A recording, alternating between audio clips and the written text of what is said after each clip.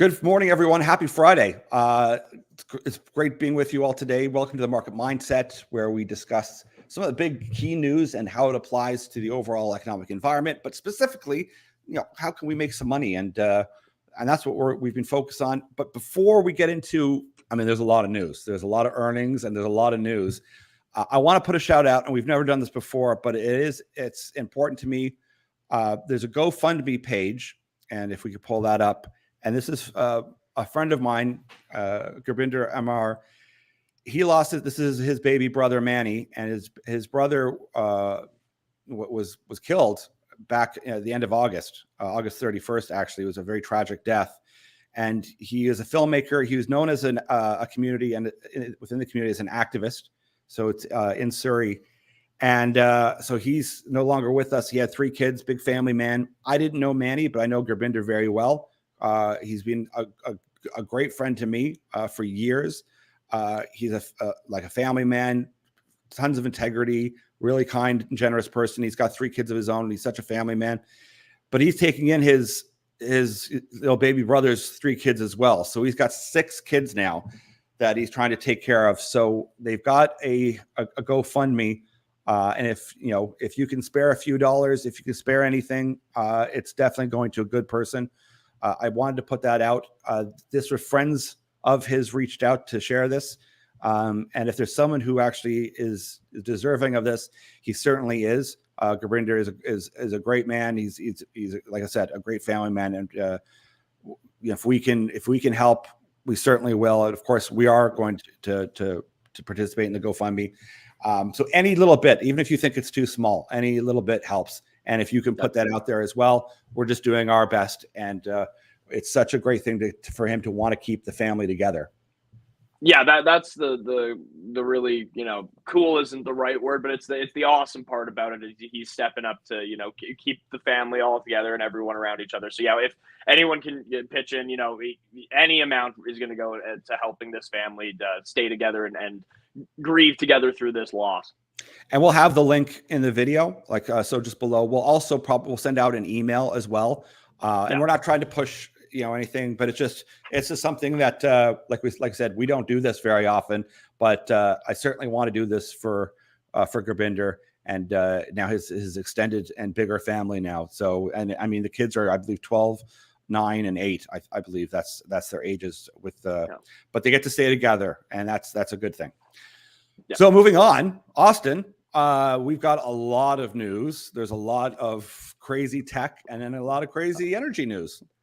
Yeah, it's been a heck of a week, or a heck of a back half of the week, at least. Obviously, where I'll kind of kick this off is with the 2 kind of big ticket items, which is I really hope, Andrew, that you haven't been holding any Meta or Amazon stock, because it's been a rough ride the last couple days. I believe Meta right now, over the course of the week, down about 23%. Amazon stock down around 16%. It's been a tough go for some of the FANG stocks, not hitting Q3 results that we expected. In fact, a disaster for those 2 companies in particular. Not really trending in the right direction for them. And I think from our perspective, maybe a bit of an expected pullback, but certainly for the general market, a little bit of a shock to the average investor. Yeah, if you're watching like mainstream news, this will be a bit of a shock. It's not even a remote shock to me. And I've never liked them. If you've been following me for any length of time, I constantly bash FANG. I've never put a single penny towards them. They are the key propagandist pivot, like the loudest voice of misinformation out there. All of them, so that kind of moves us into Twitter a bit. There has to be, and believe me, I don't think it's an easy job to curtail some of the stuff that's online. There's some really gross, disgusting stuff that people are allowed to put on, but then at the same time, they're constantly banning anyone that they don't like their political point of view. So it's not an easy conversation, and so I'm not belittling that could be upsetting for people. I don't really care if people get upset about ideas. It doesn't matter. You should have a strong comeback to them, or even the kind of the answer is, well, if people say mean things on there or horrible terms, I'm like, if someone's shouting obscenities in the street, I ignore them. I just think they're crazy. So it's a little easier on social media if someone's spazzing out saying ridiculous things, just block them. I mean, it's not hard. The issue becomes is that that's not what's happening. It's someone has a very good argument on something that they can't counterattack. They have, and then they just start name calling and then remove them. So it's unfortunate we live in a censorship world, but that's what they've become. They've become a very extreme far left censorship. And I'll just say this in regard to the Twitter situation. Elon took charge yesterday. He walked in, fired 275 people, including their head censor person, their lawyer, and the CEO. I think it's great. I love it. I have mixed feelings about Elon sometimes. He does, you should never have heroes that are human beings because they're going to do stupid stuff. But he's certainly doing the right thing right now. Yeah, it was definitely a move in the right direction, and we're never the ones to celebrate or call for the firing of people under normal circumstances. No. But I mean, if you listen to some of the things that the former CEO and the former kind of head of Twitter censorship have said in the past, I'm quite all right with them. I'm absolutely comfortable. Yeah, no, these are not good people. These are not nice, good people at all.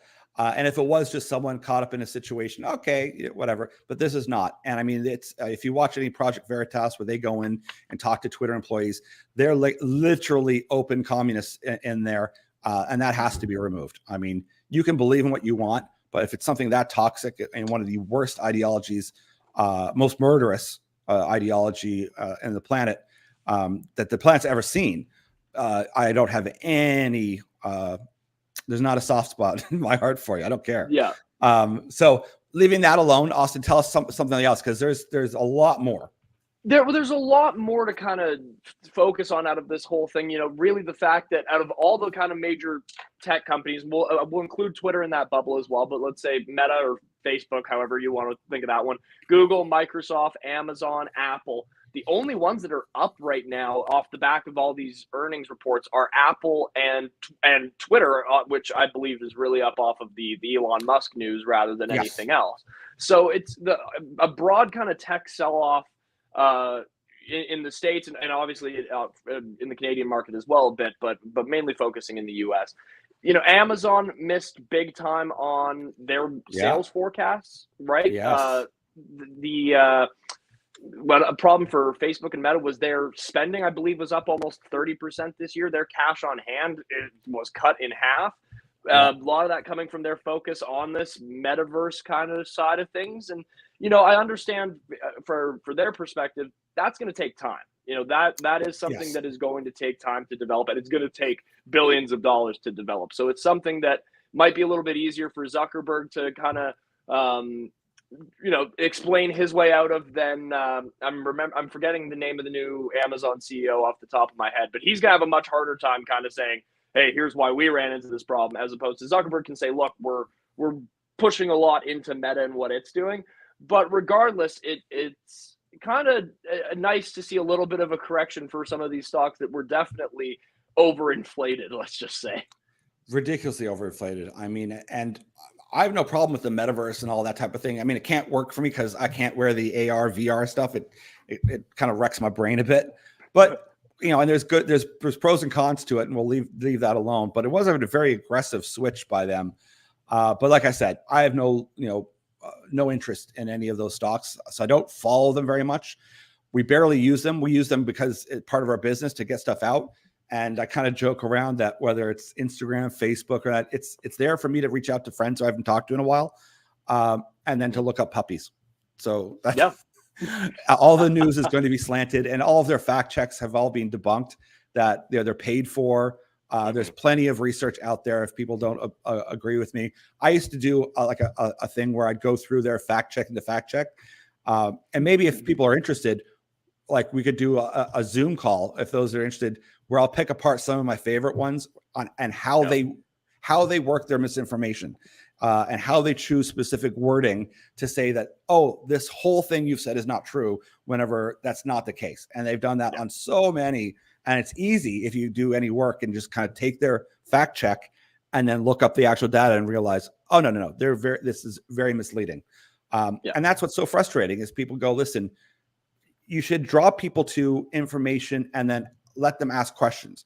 Whenever you dictate, it means that you think people are so stupid and that they have to then believe in your narrative.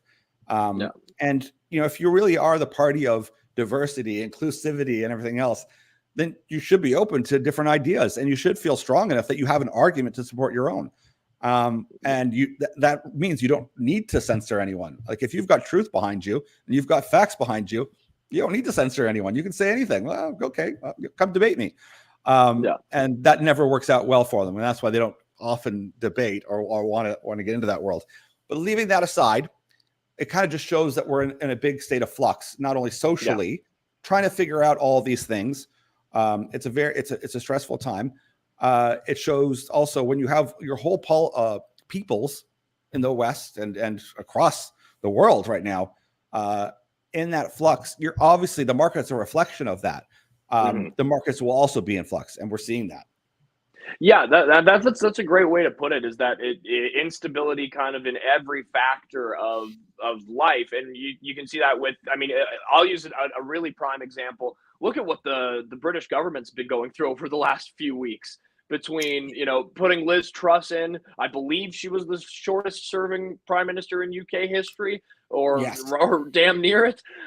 Did not have a successful run. Now this new guy, Rishi Sunak, I believe is his name, not having a good first few days either. But it just goes to show that there's a lot of chaos and a lot of imbalance. And I'll tie this into something where I think I know where you want to go with your next point is. They can't even get all their big dogs on the same page. And I'm talking about BlackRock here isn't necessarily on the same page as maybe the UN or the EU or the WEF want them to be. So I'll let you jump into that. What's BlackRock saying? What's their path forward going to look like? Well, it started with Jamie Dimon, but he really wasn't as associated with WEF as Larry Fink, who, I mean, he's written like the editorial piece for Klaus and stuff. And they have been a very strong, them and Soros with the whole woke movement. They fund that. But BlackRock has taken a big step back, and this is surprising, and they come out very vocal.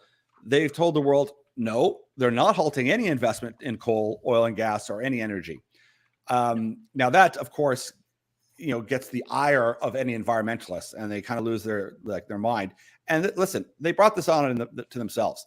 They trusted an implementation of a plan to policymakers that can't do it, and we're not there yet. I mean, and I'll tie this into like Elon Musk as well, who, I mean, he had a great tweet in regards to energy. Is that like we're going to need to have this?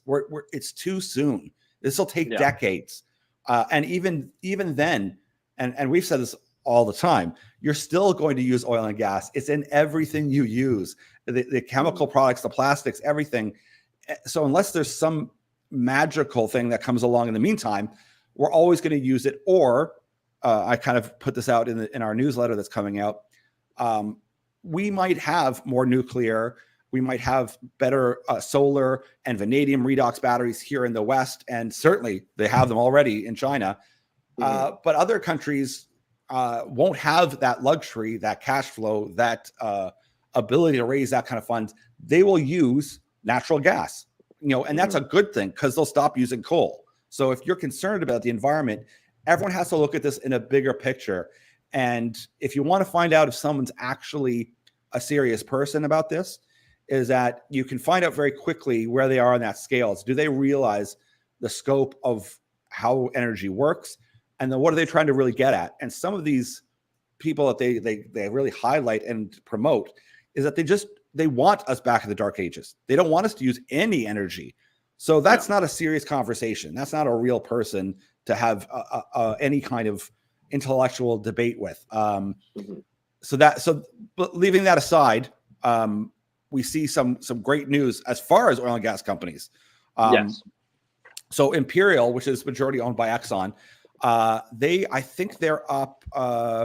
It's a Calgary-based company's earnings rose to just over $2 billion, or $3.24 per share.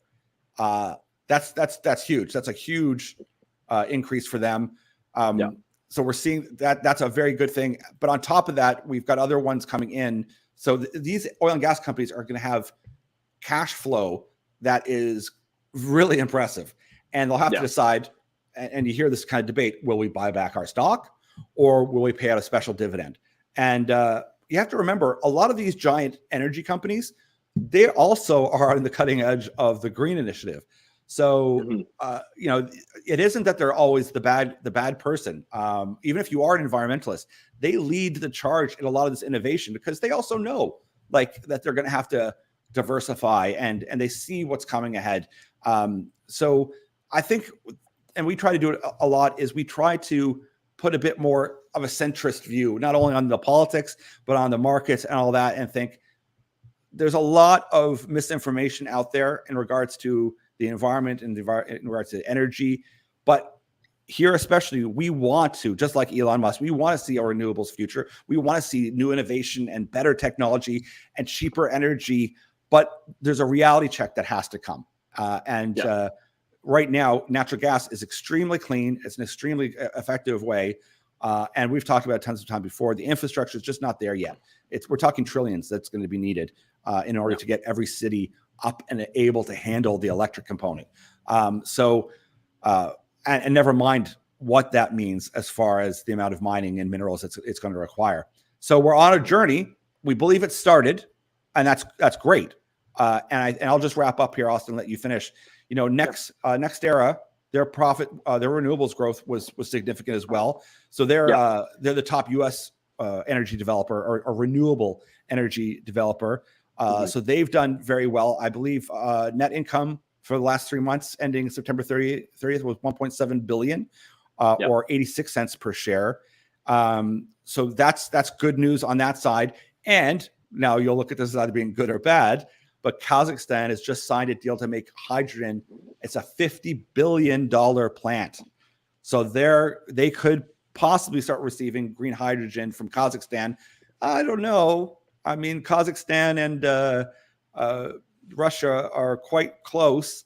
I don't know if that's a possibility, but it certainly bodes well for Kazakhstan, as they are one of the leaders in uranium as well. And we see some big news out of Canada pushing forward with nuclear as well. So lots of bad news on the tech front, which doesn't make me too sad. We want to see some mix up, but there's lots of strong. Now, I'm not saying that the stocks are doing well, but it's amazing results. Yeah, it is, and it's nice to see kind of a big uptick. And this was kind of the theory that we dive a little bit more into in our newsletter that's going to be coming out at the end of next week. We're looking at, okay, some of these energy companies are expected to have some very strong results. I'll list off a couple big ones. ExxonMobil, largest record profits that they've ever had. Chevron had their second highest earning quarter of all time, or at least on record, second only to their last quarter. So really, really strong numbers out of the energy sector. So that's something that we're looking at, that we, again, like I said, we're going to dive into a bit more in the newsletter. We're going to be keeping our eye on. So good news, bad news, little bit of everything out there. Elon set Twitter free. It's been a busy week. Let me just throw in there Baker Hughes as well. They upped their quarterly dividend by 5.5%, and they have a share repurchase authorization now that stands at $4 billion, doubling a buyback plan announced back in 2021. So there's another kind of update of an oil and gas company. But go ahead, sorry, Austin. No, that kind of just wraps it up perfectly. There's been a lot of kind of interesting and exciting news, especially over the back half of this week. So it's been good to kind of dive into it and take a look at. We'll see kind of, one thing I'm interested to see is, how quick or how long of a bounce back is it going to take for the Amazons and the Metas out there? Have people kind of caught on to the fact of maybe these were a bit overvalued to begin with, or is it going to, bounce right back up over the next few weeks? Something it'll be interesting to keep an eye on. Sure. I'm not going to make some friends by saying this, but I would much prefer people consumed a little bit less. I know that's the U.S. economy, consumerism, but to consume a little bit less and maybe take that money and put it into things that you're passionate about. Like if you're passionate about green energy, there's lots of great stocks where you could start researching them, get excited about them, get excited about the technology, and put some of that money, put $1,000 into that instead of a new iPhone. That's kind of where we stand. If you start investing your money rather than just spending it and it's just going away, feeding off some other company, how much value are you really getting for $11 a month from Netflix? I mean, it's mainly terrible shows with like rehash shows you can get for free online anyway. Not to destroy Netflix. Not to be one-sided on it, but yeah. So anyways, it's a great Friday. There's, like I said, there's up and down news, but we're happy to be here to be talking about the great things that are going on. And we acknowledge that, yes, it's a tough time, but if you keep your sights on all the positive stuff, whether it's with hydrogen, whether it's with acknowledging what it's going to take, no big change, nothing that we respect as people is easy to do. And if people are really wanting this shift, it's going to take a lot of bright minds, a lot of money, and some time. So cut down. Let's keep the extremism off to the side and focus your funds, your energy, and your time into finding the stocks and the management teams and the projects, whether it's solar or it's hydrogen or it's the battery energy story, whatever it is, and get excited and see, I wonder if I can make a change in that as well. That's kind of where we see, if you want to be an activist investor and put your money where your mouth is, that there's a good chance to do that and make some money. And support projects that you agree with and believe in. That's kind of the best path forward. I'll do one kind of shameless plug here. We had the link up there a second ago. Head to themarketmindset.ca if this is your first time seeing us, or if you haven't done so before. Sign up to our mailing list. You'll get our newsletter at the end of next week when it comes out. We dive into a wide range of companies, some that we talk about a lot, some that we haven't talked about before. So yeah, we'll get that out at the end of next week, and we'll also be chatting to you guys again at the end of next week. So have a good one, Andrew. Always good to catch up with you. I'll leave it with you, but if not, take care, everyone, and have a great weekend. Beautiful. And happy Halloween. Happy Halloween indeed. Bye-bye, everyone. Take care.